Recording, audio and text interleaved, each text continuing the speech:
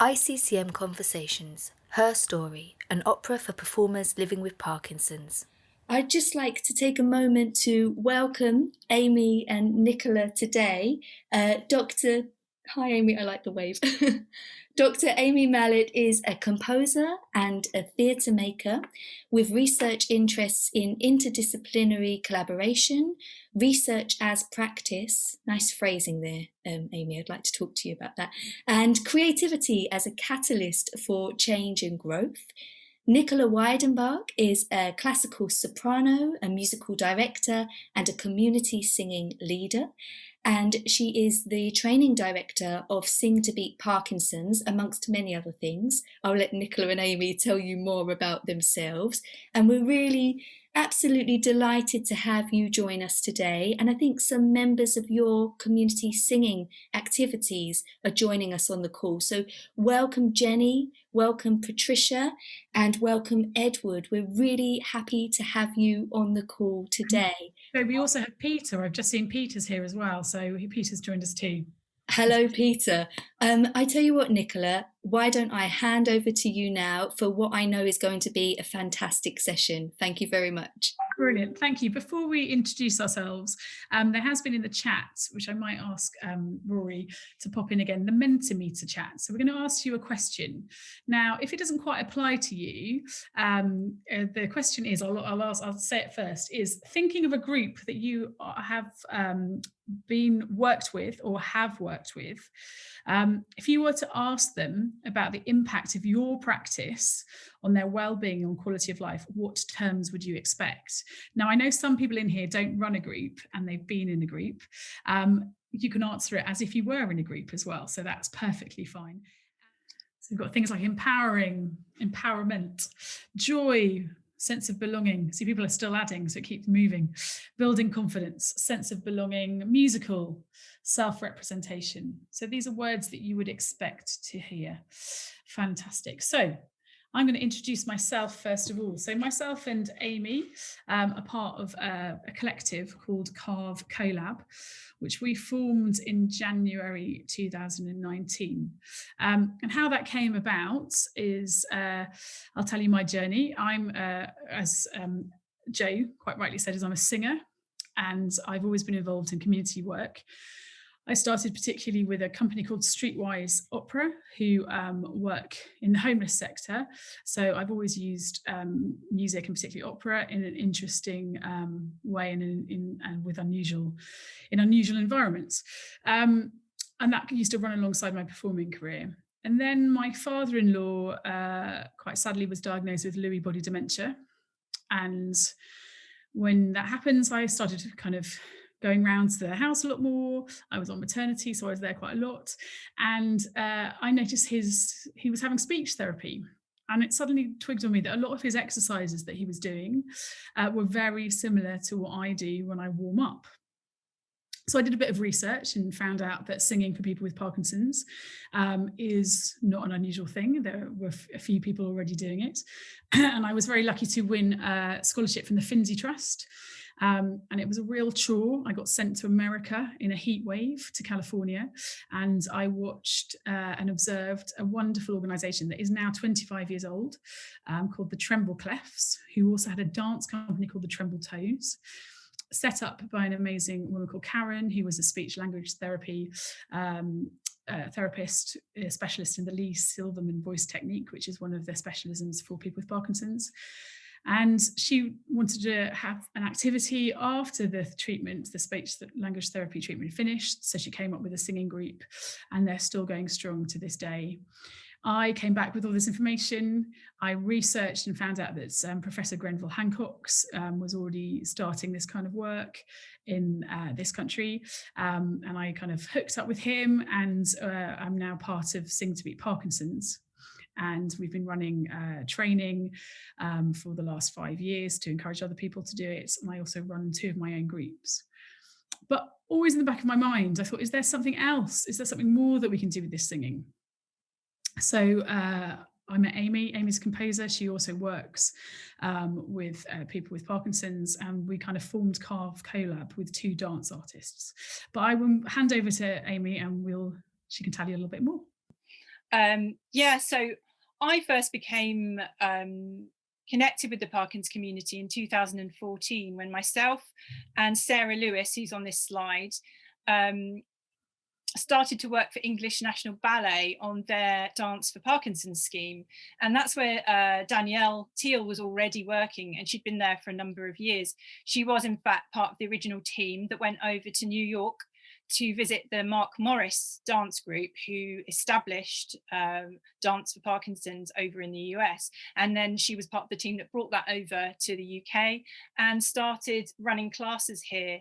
And myself and Sarah started to run a Dance for Parkinson's class in Ipswich at Dance East. Sarah's a dance artist, and I would play the piano and also do some vocal exercises.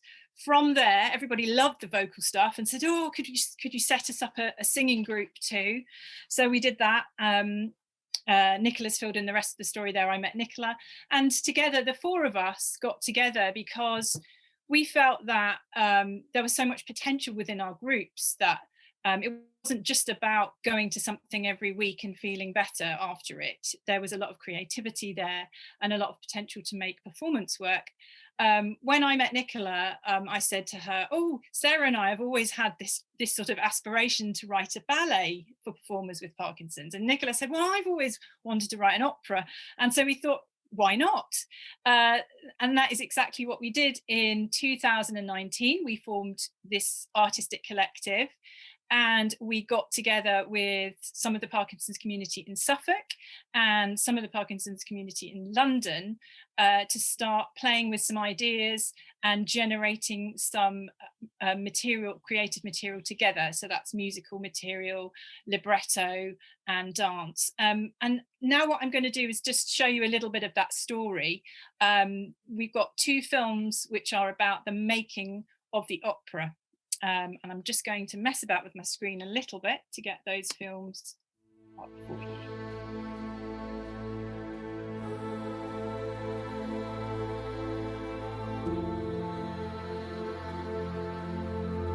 This is the first time that the 4 of us have come together as artists, and that's where CARVEcoLAB came from. CARVE is a word that combines some of the common values that we share: collaboration, creativity, a feeling of responsive and respect, an artistry that's pertinent to this project particularly because we're talking about bringing people with Parkinson's to another level of creative, performative work, giving them a voice and having ownership over this project. And also empathy and equality, so working alongside the dancers, musicians, singers, and really being a collaborative unit. It's really exciting to be working with an all-female creative team. There's myself, Nicola Wydenbach, who's a soprano and director of training for Sing to Beat Parkinson's, dance artist Sarah Lewis, and dance artist Danielle Teal. We've all got a lot of experience working with members of the community who are living with Parkinson's. We've been running different classes, singing classes and dance classes. But what we really want to do is to bring together all of those skills in an interdisciplinary project that really pushes the artistry and the quality of the creativity of our participants. I love the music and having to move to the music. I love the singing and the fact that you can contribute in a different way if you find you want to. What's fantastic to see are people coming together, people feeling that they belong, people connecting and making friends and sharing a time and space where it's not about them having Parkinson's, it's about taking part in an artistic activity and forgetting all of that for a while. And the singing is fantastic. I've always loved to sing, and I've never done it publicly before, so that will be really exciting. We always laugh, we always have fun, and that's one of the main drivers, I think, for people joining in. The exciting prospect is to publicise what Parkinson's does to you, which isn't as bad as many people think, and also what you can do to improve people who've got it, who don't do much. The Catchpole Chronicles is an interdisciplinary performance for people and performers with Parkinson's. What we wanted to do was to be able to put our own stamp onto that story and then use our company's ideas and our company's voices really to add to that. It will involve aspects of visual art, of dance and movement, singing and music. By giving them a creative voice and helping them feel part of a creative and artistic company, and working towards a performance work which will give hopefully a sense of achievement and creative ownership.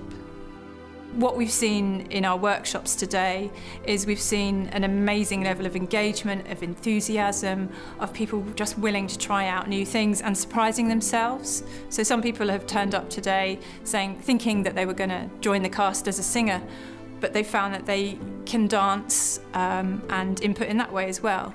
I don't feel that I can't sing when I come to the group, and I think that will be encouraged to be better. And the dance is just an add-on to everything else that is good, really. Makes you feel a bit happier by the end of the session. People to have the opportunity to express themselves in more than one way. I could start the day feeling really down in the dumps and go to the session, and the dance and the vocal things that we did made me feel much better by the end of the day, and everybody was so welcoming. I didn't find it intimidating, and I really enjoyed the enthusiasm of the people taking the class. To get out and do things is good for you, and that needs to be said to all the people who are diagnosed. And the group are fantastic, and I really like doing it, and it makes me feel warm inside. Brilliant. So that was our Suffolk participants, and now we're about to see a workshop that took place just after that, probably about 5 months after that, in London, where we were continuing to devise creative material.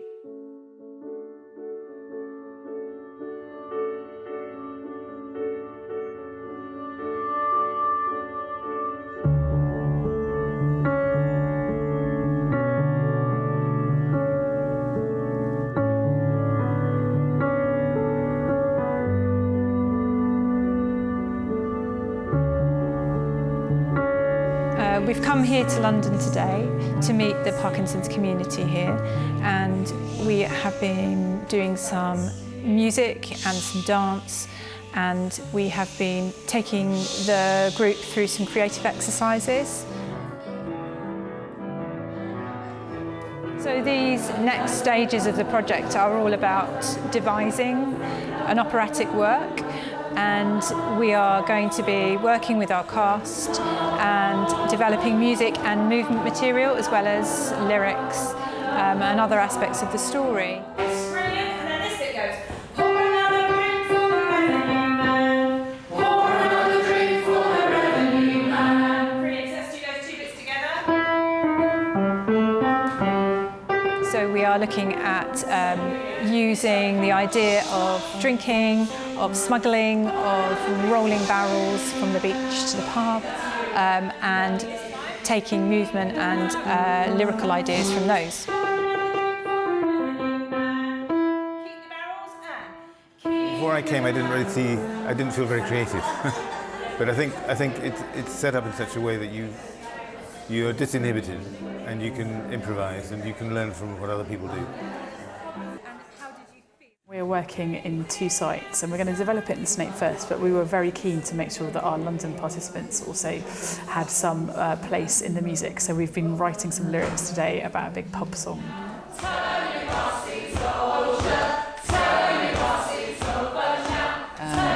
Some people would come, obviously feeling very tired, feeling a bit low about everything, and within 5-10 minutes, just the whole atmosphere changes, and you feel elated by it. I went back on a high, and I just love it.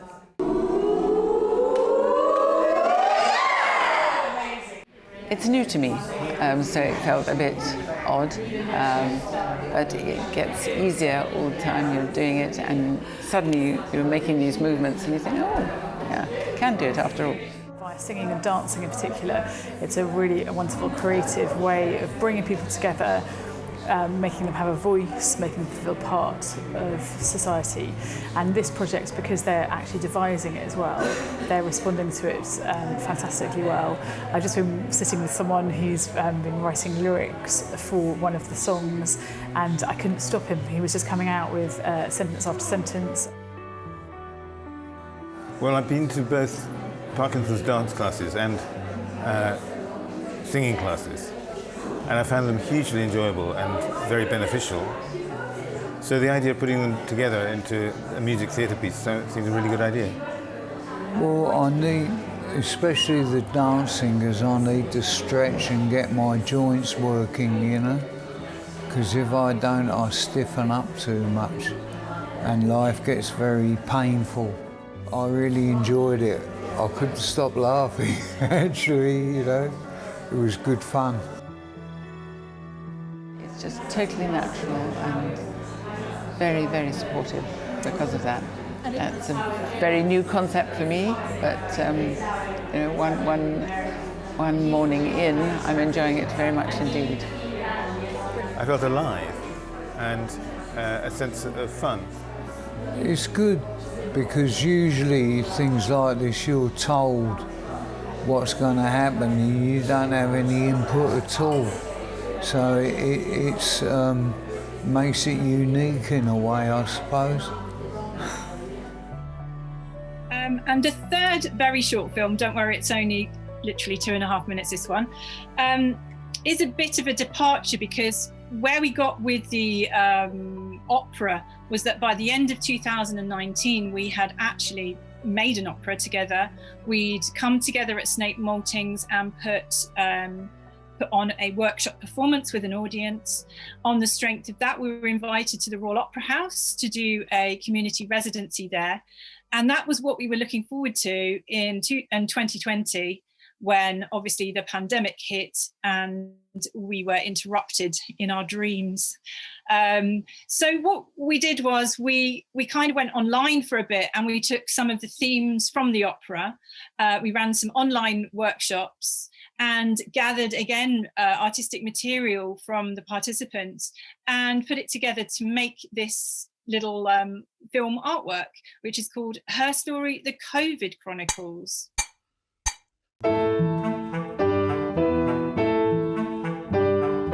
Margaret Catchpole rode to London town on a strawberry rowan.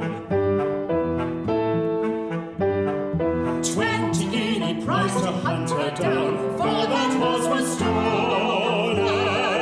All because she swore to that rotten scoundrel William Law.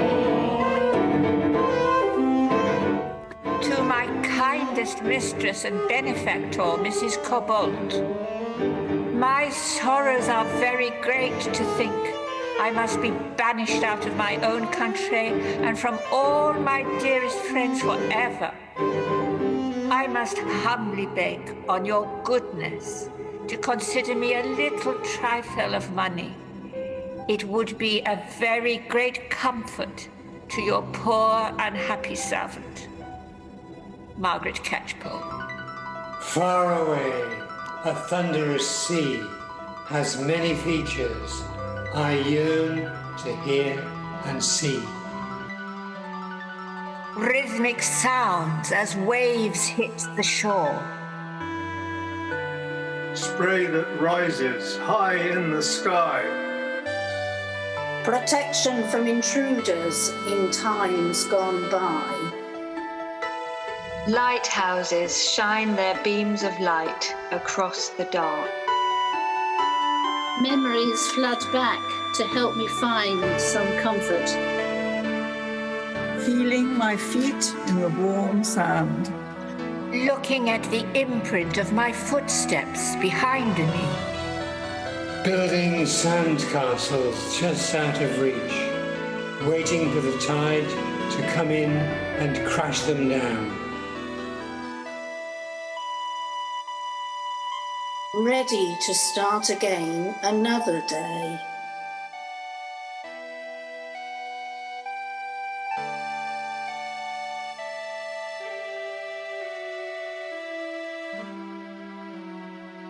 And there we go. So that's where we'd got to by just before Christmas last year.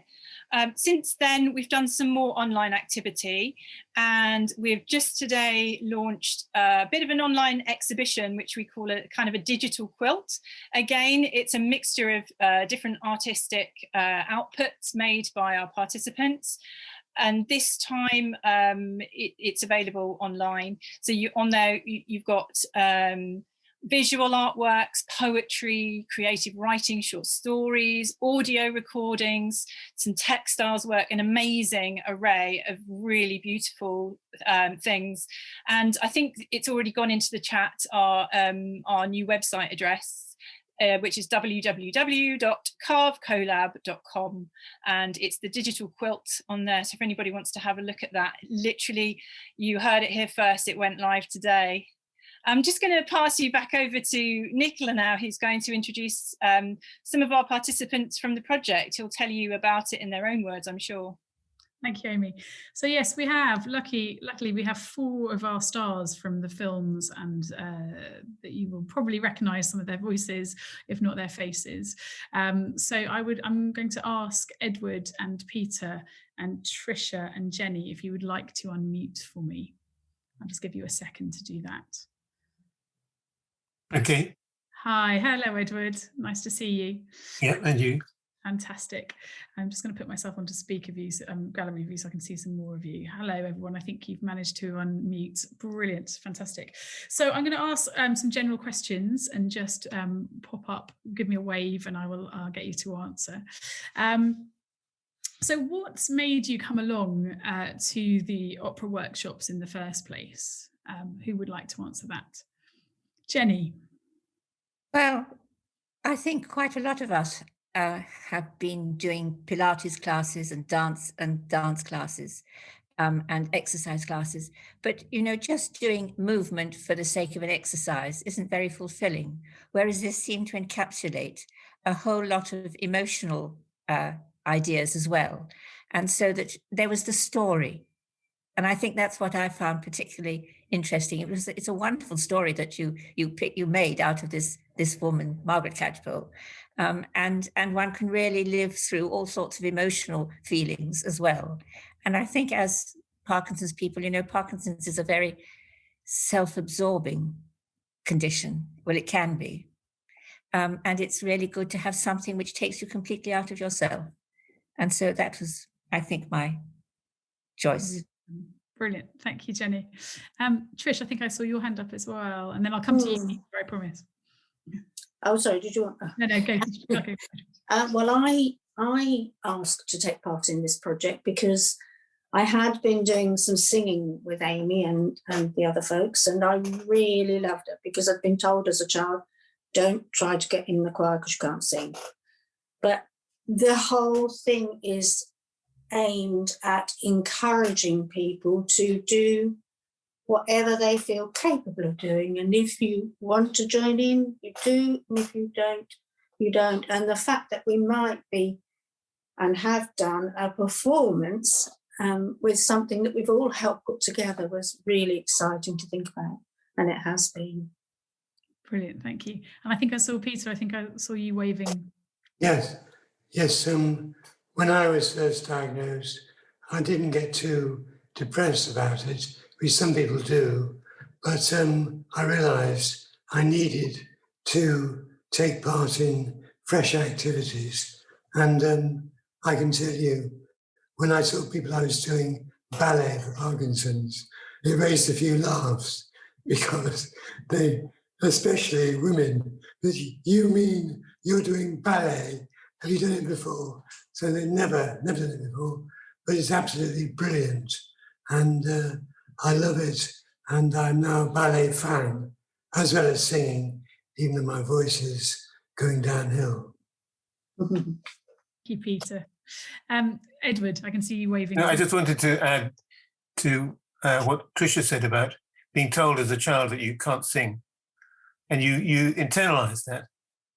And for me, it's been a fantastic opportunity to learn to sing in the classes of Nicola, and those led into these workshops for me. But it's a triumph over negative part of a mainly positive childhood. Brilliant. Thank you. Oh, go on, Jenny. Well, I was just going to say, I used to be a singer, and for about 30 years, I sang in choirs and chamber choirs and did some solo singing. And the one thing that Parkinson has done for me is to take away my singing voice. I wish almost anything I would have preferred rather than that, because it took away something very special to me. So coming to this project, where, as everyone has said, it doesn't matter if you croak. It doesn't matter if you're not very good at it. You're all together. And it helped me to come to terms with what for me was a very personal loss. Thank you, Jenny, for sharing. Thank you. Thank you very much for sharing. I'm going to skip one question, actually, because we've kind of covered the next one. My guys wanted their homework, so I've given them the question in advance, and they've been very diligently answering. What did you enjoy? Because we co-created this opera together. What did you enjoy about the co-creation of it? Who would like to answer that? Trish.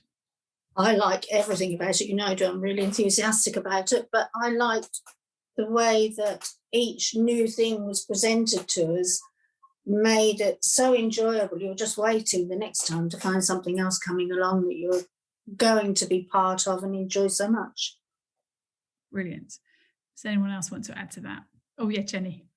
Well, each one of us could bring a particular interest to the project. So, I mean, I'm not a photographer, but there were some people who did some beautiful photographs. And as Amy has said, there's some gorgeous handiwork gone into the quilt. From my point of view, I like writing and I like researching about things. And this project is really, I've read up a lot about Margaret Catchpole and about transportation of these poor people to Australia. And I've even researched some of my own ancestors who sort of, poor things, were on one of those transportation ships for just stealing a loaf of bread, I think. But I think has enabled all of us to think outside our own lives and the sort of limitations of lockdown as well. So it's been very fulfilling, I think, for everyone in different ways. I mean, you've mentioned it a few times, actually. We didn't mention the subject of the opera is Margaret Catchpole, and she's a Suffolk lady. She's a well-known figure in Suffolk, but she also steals a horse and goes to London, which is one of the reasons we chose her. And then she ends up in Australia as well. So we've obviously covered London and Suffolk in our recruitment, but we have very grand ambitions about taking this to Australia. So, but that, not just yet. Maybe for a couple of years' time. So that's the plan. Out of interest, ladies and gentlemen, what did you find challenging about this project? Was there any challenges? My own skepticism, I think. I wasn't sure it was going to work, and I thought it might be a bit wet. And I thought, I'm terribly prejudiced. And so I was quite nervous about it, but it worked far better than I could imagine. I'll take that as a compliment, Edward. Yes. Yes, Tricia. Sorry. I think the fact that we could contribute so much, every time you brought a new aspect into it, it just rolled on. And if we suggested something, you would really seriously consider that. And I come from a school age where you did your sums and you sat down and you didn't answer back and all that sort of thing. And it was really lovely to be considered about what you could contribute to this and not worry about making a fool of yourself at all.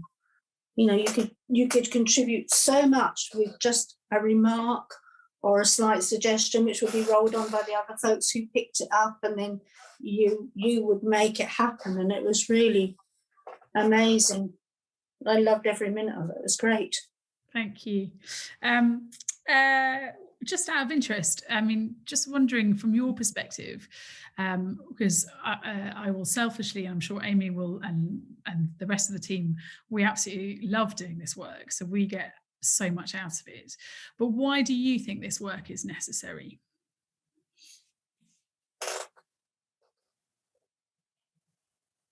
Do you mean us? You want us to comment? Yes, please. Sorry, I didn't make that clear, Tricia. Well, I think it's necessary because, as Peter said, when he first had Parkinson's, he didn't find it too bad because some people are lucky and they have Parkinson's a long while before they go down any slippery paths.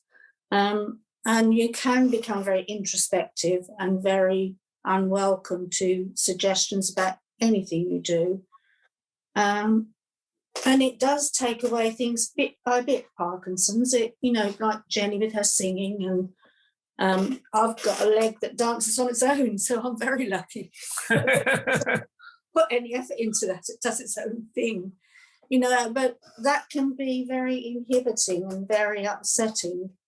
But I find with the Parkinson's folks that come to the groups, they don't feel like that. They just have a lovely time and we all support each other.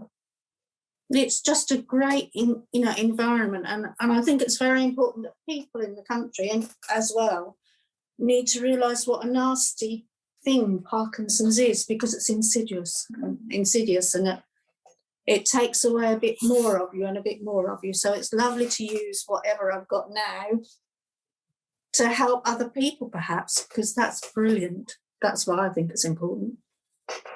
I think that's fantastic. I agree with that 100%. I also think there's maybe another question coming up, but it's great to do it face-to-face with a group of people. But also, because of the COVID crisis, they were all online, and being online opens it up to lots of people who couldn't come to the physical space. So I think that there's a tremendous opportunity there to get to a new experience and a new way of being together. Absolutely, Peter. I think it should be said that without the four of you, we wouldn't be doing so well. And your enthusiasm and your non-stop energy makes us more energetic too. So we want to say a big thank you to all of you. Thank you. It's not the reason we asked you to come and talk, but we're very appreciative of that completely. Well, actually, I think, Edward, you've been brilliant and you've kind of covered all my questions. So you've been fabulous with my online. That's where I was going to segue next. I would just like to say thank you so much for Zooming in. You're more than welcome to stay, go, whatever you fancy doing, ladies and gentlemen. The four of you have been brilliant. And Amy and I couldn't have said what it means to people in the way that you have. So thank you very much for that completely. Thank you very much, and I'm sure everyone thanks you. I agree. Can we unmute and give a round of applause, please? I think that's let's hear each other.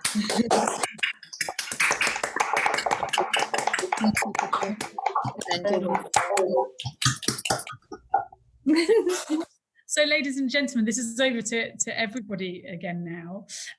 We're going to pop a slide up, I think. Is that right, Amy? Slide number yeah, in the chat is a link.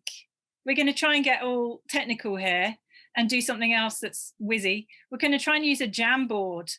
So this is a Google Jamboard. And we're interested to know if you are a practitioner or a researcher at the moment. So how do you collect data? What do you do to find out from the participants in your activities how they're feeling about it? Brilliant.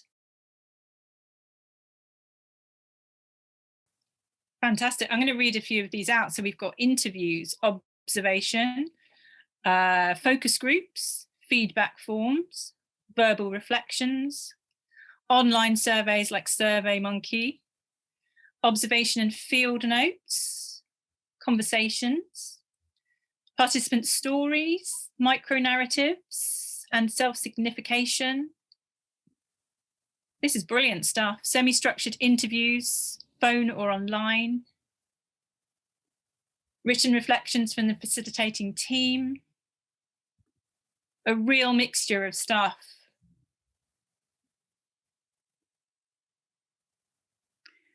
Brilliant.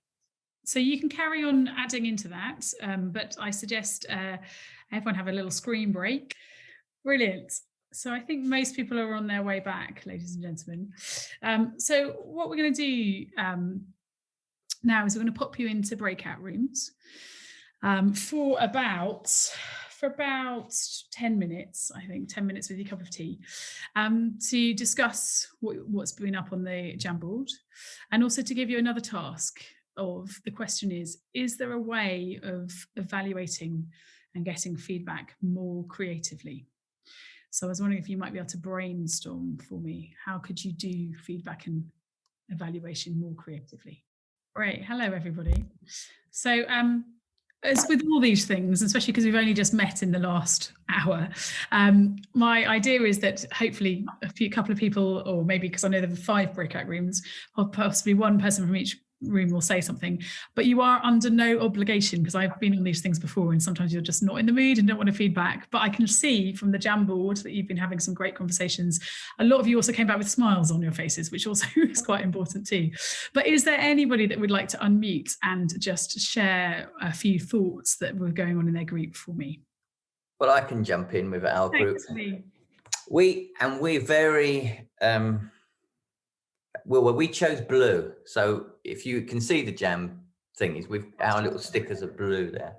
So we talked about a number of things, some things to do with the task and some things not to do with the task. But hey, that's the beauty of the breakout group, right? But we thought about this. Anna from Croatia talked about writing letters. She's working with a particular group and this idea of writing letters. But what's key about that was that she felt that was a particular mode of communication, and we could say of data collection, that resonated with the participants. So the thing is not writing letters per se, but finding modes of collection that kind of resonate with the clients that you're working with. That was one thing.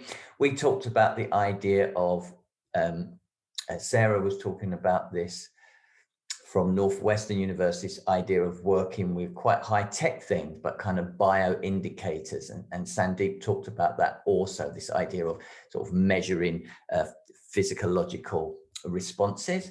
And then we finally just thought about this idea of action research, which obviously is a whole methodology, but all those fabulous people we just met from your group, how would it be that all those people would become your research partners?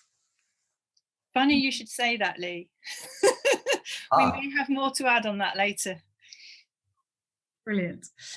So thank you very much, Lee. And so you've obviously done the blue ones. Does anyone who's put some of the yellow ones up would like to maybe unmute and just talk us through those for me? I can if you'd like, or unless Nicola. Thank you, Laura. That'd be brilliant. Yeah, no problem. So yeah, we put up a few. The easiest one for me to write was the one with my own research, where I'll be doing an ethnographic study with the Childless Voices Choir in London, England, starting in September. I'll be singing with the choir.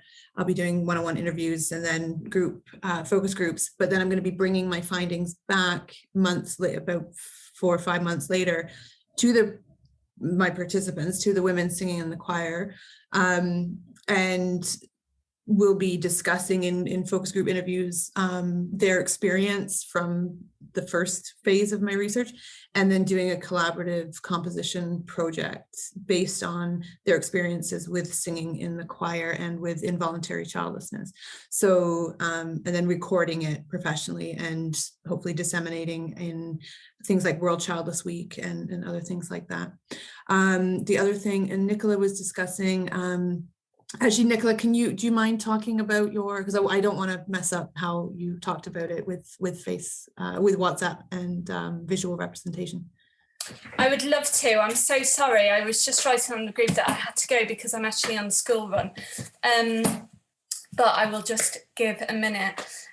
So I was my sticky note on the first one was basically reflecting on the current situation. And since COVID, most of my groups have all sort of created WhatsApp group sort of chat pages for lots of different reasons. And it's only dawned on me in the last few weeks, because one of my projects is coming to an end, that we've got sort of 9 months worth of visual data on it. And it's like naturally in a chronological order, which is just brilliant, actually. So now I'm in a position where I'm creating like a montage of all these visuals and pulling it with various music bits that the project has accumulated. And it's just really wonderful to see, really, because it's not been something that's been facilitated it's naturally, organically grown out of the group. So even though I'm on the WhatsApp group, I'm not facilitating it. And therefore it's just, I don't know, it's just been a really wonderful tool. And it's really great for me now to see like 9 months worth of lockdown chronological things that are going on simultaneous to the situation. So yeah. You would have thought you'd have had 9 months when we started last. I know. That's the I other know, yeah. They actually go back. We had a 3-month break because of the first one. So we've actually dug out visuals from before we got stopped. And then the WhatsApp group basically picks up the gap from July. And then the visuals in themselves goes through the emotional roller coaster of what the group has been through and actually matches the songwriting workshop space. Amazing. And none of this has been coordinated or directed. It's just naturally happened because of the spaces we're using. So yeah, I could go on, but I won't because I do have to go. But it was a wonderful session. Wonderful. Thank you very much. Thanks, Nicola. Great. So we will keep those Jamboards open. So if you have thoughts after the session, do keep adding on. But thank you very much for everyone who's contributing. I'm going to hand back over to Amy Mallett, who's going to talk a bit more about how we co-created and evaluated. Thank you, Nicola. I'm just going to share, hopefully, if it works, go back to the PowerPoint. Let's talk a bit more about evaluation. This is going to be a bit more of the kind of presentation part of what we're doing this afternoon. But I wanted to start with this quotation from Matarazzo, who says that evaluation in the arts is only an extension of what artists do all the time, namely to question and assess their progress towards their goals. It is central to the nature and act of creativity. So that makes this act of evaluation sound as if it should be a natural and relatively easy part of our process. But let's get real. Measuring the impacts of participatory and community arts activities presents us with significant challenges. Firstly, the very act of gathering data can interfere with or distract from our activities, and participants can find it intrusive. And if we get over these initial hurdles, we're faced with a vast array of tools, scales, and measures of well-being that never seem to quite fit our often bespoke and organically changing artistic projects. And therefore, findings can often fall short of providing evidence that truly reflects the wide-reaching effects experienced by participants and the people around them. So drawing this into context with our opera, Her Story, I'm going to talk about our approach to evaluating this project. I mentioned earlier that we did a workshop performance of the first draft of the opera in August 2019. And after that, we weren't really thinking much about evaluation apart from reporting back to the Arts Council, who'd generously given their money to support the project.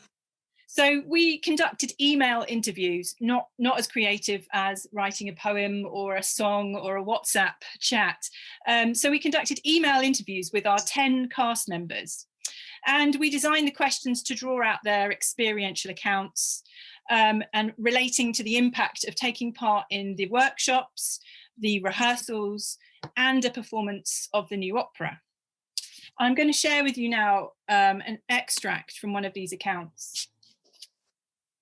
In this project, I've seen people stretch themselves and then blossom when they find their involvement is a success. It gave me personally a feeling of wonder. My anxieties diminished, and I felt full of joy that my performance was enjoyed and appreciated by an audience.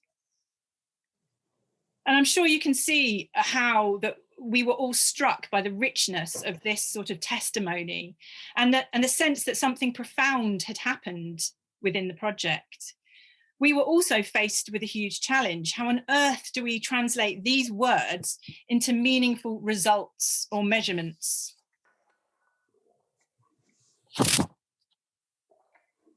So if we try and look at existing research around this topic, additional shortcomings just keep on surfacing. So We find that existing studies are always seem too small, there's not enough people involved, or they're biased.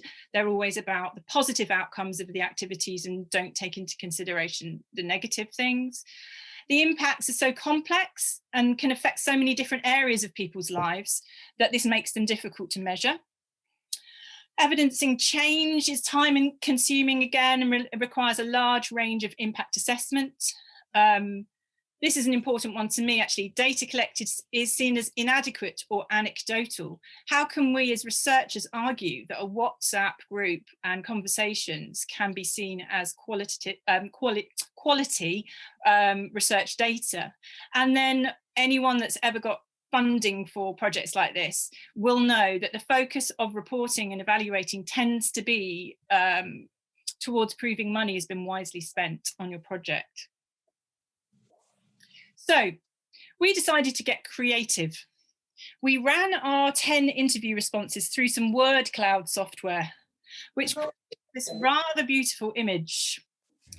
So this is kind of a textual analysis, not unlike your Mentimeter word cloud that you created at the beginning of our session.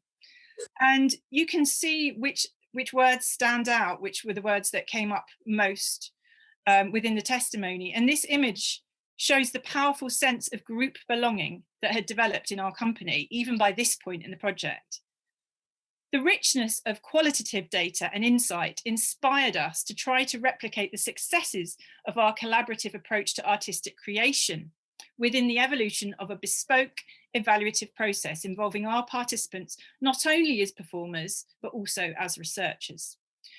Basically, we'd managed to create an opera together. Maybe we could take Matarasso's advice and approach the impact analysis in a similar co-creative way.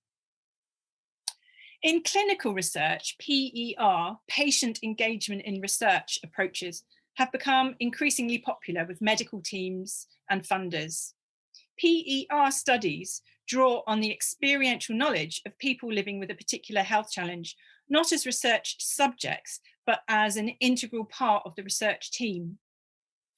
And patients are involved in all stages of research, from design and implementation through to the dissemination of findings. We decided that this approach, although designed for health-based inquiries, translated really well to our needs and also our company ethos. So our first PER research activity was a facilitated group discussion with our cast members, their families, and the creative team. And perhaps the most striking outcome of this session was the lack of dialogue specifically around Parkinson's and its symptoms. Instead, our company identified 4 key domains of impact that they felt were most meaningful to them. And here they are: emotional, social, health, and identity. And this slide shows the language they used to describe these impacts within our group discussion. I'll just leave you to digest this for a second.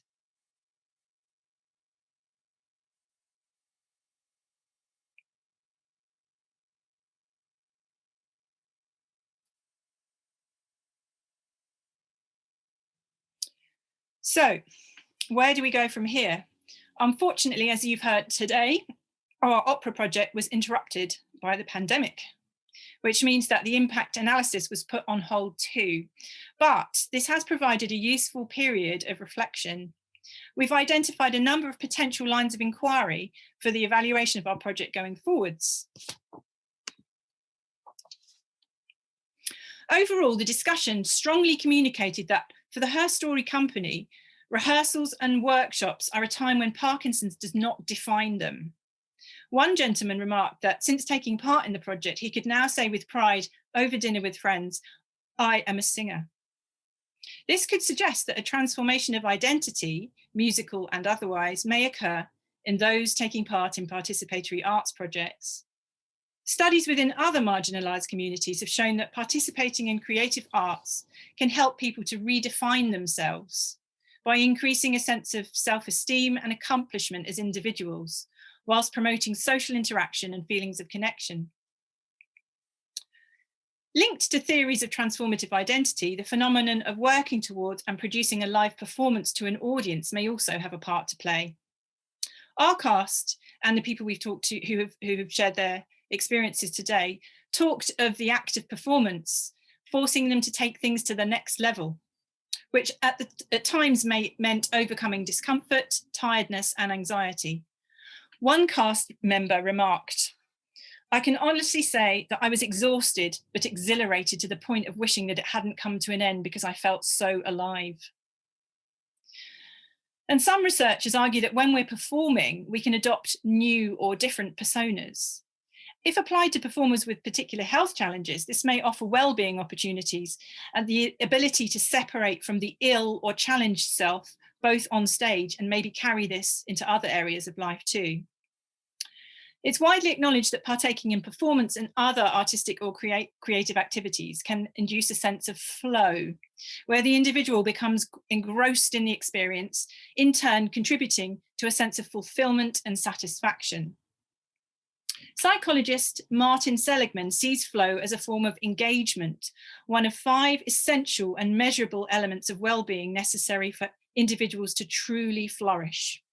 The other 4 elements, positive emotion, relationships, meaning, and achievement, and this is known together as Seligman's PERMA model, P-E-R-M-A, also correlate well with the findings from our group discussion and interviews, suggesting that Seligman's well-being model may be a useful starting point to assess the impacts of the Her Story project as we take it forward. So as I said earlier, we're hopeful that by later this year, we will be able to resume face-to-face activities and take our opera to the stage again. Yay! Our next task is to work with our company to refine an appropriate line of inquiry for this research and collectively devise methods to capture and analyse data.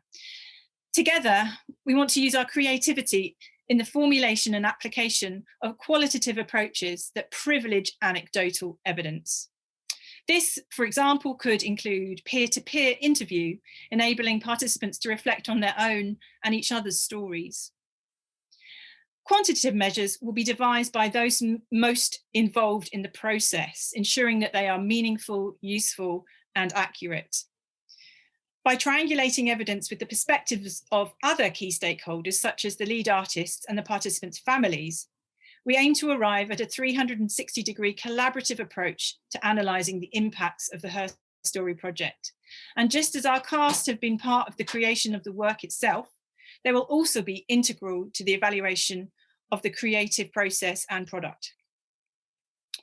And so as a final provocation, Nicola and I challenge you as practitioners and researchers to use your creative instincts, not just in the making of your art, but also in the development of innovative approaches to examining your work's meaning and purpose in the wider world. Thank you very much. Fantastic. Thank you, Amy. We've got about 10 minutes, ladies and gentlemen. So I thought we'd open up the floor to some questions and answers. You can either raise your hand, raise the hand digitally, or pop it in the chat, whatever you fancy, and we'll answer your questions. We also still have Jenny and Tricia with us as well, and if they feel comfortable, you can ask them some questions too, but I'll ask for you. So ask away, ladies and gentlemen. I guess the question I had, and to some extent it relates to a project that I'm running that has some tensions, and I felt that I wasn't always sure exactly what you were communicating, is the difference between evaluation and research. So you talked at one point evaluating, and then you switched to research. I see those as different things. So I wondered if you could speak to that. I think it comes from us wearing many hats. As I said earlier, the initial kind of impetus for doing some evaluation is to report back to the funders who've given us the money for the projects. However, 3 out of the 4 of our team at CARVE are also researchers. So it's not that we set out that this project was going to be the sort of subject of research, but we're all researchers, and with our researcher hats on, we thought, hang on a minute, we almost sort of started it and then thought, God, we've got a real opportunity here to look at some things in more detail. None of us, I think at the time, none of us were actually studying or working for an academic institution. So it was purely for out of our own interest, really. And I think since then, arts and health has just exploded. And it's really important that as practitioners, we're able to have a voice within the academic realm and with the realm of research. And so we're kind of seeing it as our duty, really, to use this as the opportunity to have some kind of academic inquiry around it as well. So you're rightly, there's a crossover, and it wasn't intentional that we would start looking at this from the point of view as researchers, but we just thought we can't not. Hope that answers the question. Yeah, and I just think, and again, I'm reflecting on some things that I'm involved in at the moment, and it's about communicating to the funders or to different audiences what the difference is, that this is evaluation, this is research, making that clear. I mean, I'm not saying that's easy, because in my experience recently, it's actually sometimes not easy to do. Yeah, it's having some clarity with the team and then finding effective ways of communicating that for the different audiences. So thank you. Thanks, Lee. Does anyone else want to chip in on that topic or have something else? Julie, would you like to unmute yourself? Yeah, I'm going to try and chip in. I was trying to find the quote that's in, I've found it, Matarasso, is that the one? Yeah. He was talking about evaluation, and I'm thinking, I've got different hats: research hat, the arts hat, the artistic process, and evaluation. Is an instinctive part of any performance, composition, creative, improvisation. You evaluate as an artist in the broadest sense, don't you?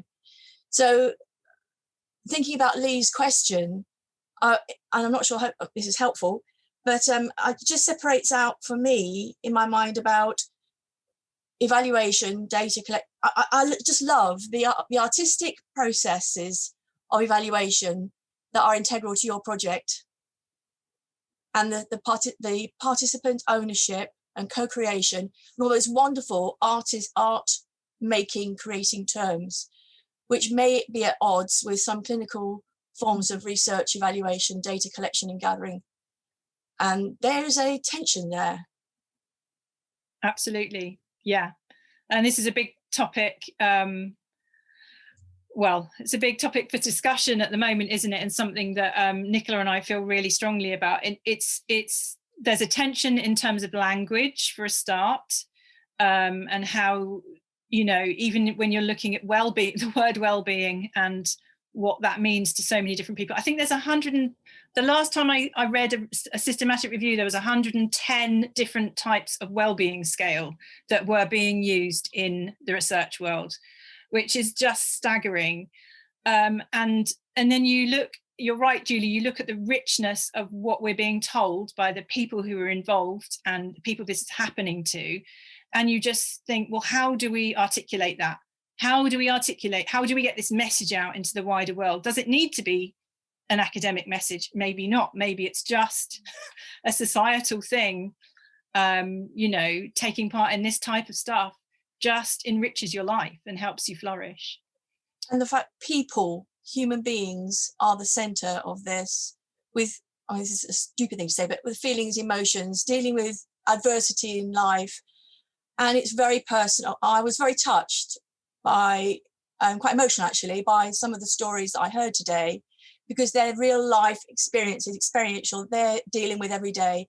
And the power of the arts and the impact of the power of the arts on their daily lives is incredibly personal, and has to be deep and meaningful and thoughtfully and ethically and morally approached in a very careful and gentle way. Thank you. I can see Dave Cameron's got his hand up. I was going to say that I think to some extent, at least, it depends on who the audience is for your research. I think if you're trying to persuade GPs to prescribe arts over other options that are available to them, then they're more likely to to respond to something where there's something that will appear to them as an evidence base for something. Whereas I think if you're trying to persuade other artists or the artistic academic community, then there's really no problem at all with using artistic measures as a way of understanding value. So I think, all of those practices research, all of those approaches, there's a clear understanding within the academic community around those that they can be valuable measures in themselves. But I think it depends on who your audience is. I think if you're trying to persuade someone outside of those communities, then you need something slightly different. For me, there's a useful distinction, I think, from the traditions of narrative inquiry. They make the distinction between field texts and research texts. So field text can be anything that emerges out of whatever the field is that you're studying, which is an absolutely natural part of music making projects. So the things that would naturally result from good evaluation, from just good practice in the arts as evaluation processes, might be conceived of as field texts. But then actually there's another, they identify another two stages of like interim research texts that might be collaborated on with your participants, but then also final research texts, which is what gets published, and that to me seems to be where it doesn't diminish the very finely grained knowledge that can be generated from PAR processes, but it bridges that gap into how you articulate it into more academic contexts. Thanks, Dave. Yeah. Thank you. That's a lot to think on. Thank you. Catherine. Thanks, Nicola. Just a really quick question to Patricia, Jenny, and Peter. And I think one of your participants has left the call. I couldn't see him. Which is, if you were going to be represented for both the creative work that you've done and your experience of that, how would you want that to look? What would you want that to be? Who would like to answer? That's Jenny or Patricia or Peter. I'm not quite sure that I've understood the question, actually. I mean, I feel that we are represented in that we have participated and performed. I mean, I feel that our participation has been throughout the project. It's not just the bits that you've seen where you've actually seen us doing something, but every session that we've had with Nicola and Amy has been, we've given something, I hope, to them as much as they have given to us. But I don't know, are you implying that one is going to go beyond that? I think I was trying to think about some of the participants that I've worked with in projects, and I guess in thinking about research and evaluation of those projects, what kind of representations of our participants do I need to consider as I move my work and my research forward, I think. So I was just interested in what you thought about that. I think perhaps what Jenny is saying is the artistic product at the end of the process can sometimes be enough. Look at what we produced. We made this thing together, and the performance itself is the proof of the pudding, if you know what I mean. However, are you wondering, Catherine, whether you, alongside that, you need testimony and you need people to articulate how it feels and how that experience has been for them? So you have the thing that you've made, but you also have kind of a narrative around that. Yeah, absolutely. And I think it was just really that question of, having listened to the presentation and then having those experiences articulated so honestly and so beautifully as well. It really, it felt very combined and very intertwined in the way that worked today during the presentation. So I think it was really to think about you know, and again, it's me thinking internally about the projects that I'm working on, about what are some of the things that maybe I need to consider to make sure that that representation is considered enough. I mean, I think, Catherine, as Patricia was saying very strongly, I think we see ourselves as a group. It's a joint thing. And I don't think any one of us would want to be picked out or acknowledged for any contribution that we've made. It's a collective, collaborative thing. And so we're all part of the same quilt. My advice would be to ask the participants how they want to be represented, whether it's enough to just be in the thing or whether they want to tell the story around it as well. And if they do want to tell the story, how they want to do that. We you know, it really is co-creation. We're going forward sort of hand in hand, and that sounds really corny, but that's our ethos, and that's the way we work. And we put equal trust in the creative team as we do into the cast and the participants to tell us what they want to, how they want to be heard. Thanks, Amy, and thanks, Jenny, as well. Thank you so much. I think Trish, one final thing. I think I was going to say Sorry, that I cut you we off. would. Oh, sorry, you didn't cut me off. I think Catherine's got a point, but as I can't think what I'm trying to say now. I'm sorry, I can't. It's gone now. I was going to say something and I can't remember. Don't worry, That's the problem with old age, not just Parkinson's. Don't worry, Trish, you've said so many wonderful things today. Don't worry, that's not a problem at all. I think Peter wants to say one quick thing. Yeah, just quickly. I'm sorry I've missed a chunk of this because I had to go away and come back.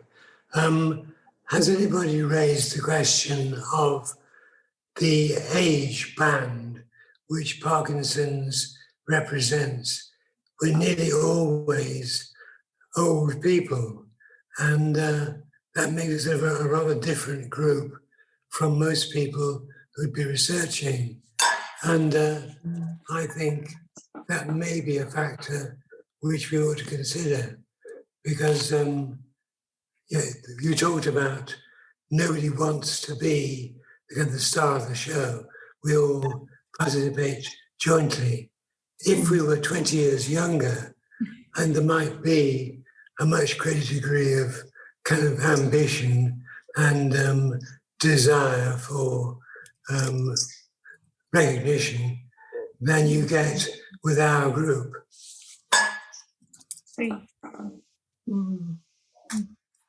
Definitely, thank you. I think that whole the idea of the researchers. That's why we want to involve our participants as researchers, because they are experts in their own lives. And it's so hard to find something else that's available sort of globally that has the right content to shape or form the way we feel about our Parkinson's and the life around us, and not to, because it is a bit embarrassing sometimes. Sometimes I'm so slow and I can't pick things up at the checkout if I go to the supermarket because my hands won't work. And, you know, it's nice to go to something where you don't have to prove yourself. You can just go and participate and contribute and enjoy. But there's nowhere else quite like it at the moment, and it's great.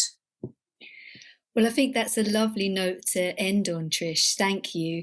Thank you all so much for your contributions today. And as always, ICCM Conversations has opened many a line of kind of discussion route that we could go down.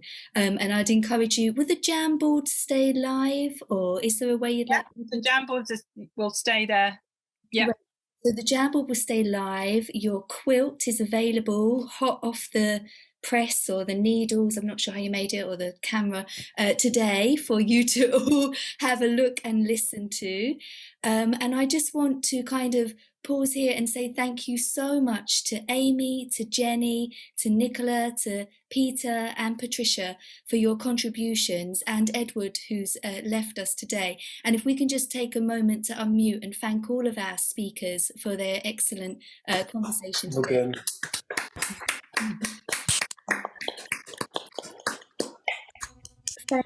There's been a few comments and lots of thoughts in the chat there that we didn't get around to today. I'm sorry if that was you. Feel free to go and put them in the Google Jam now. I might mess it up a little bit.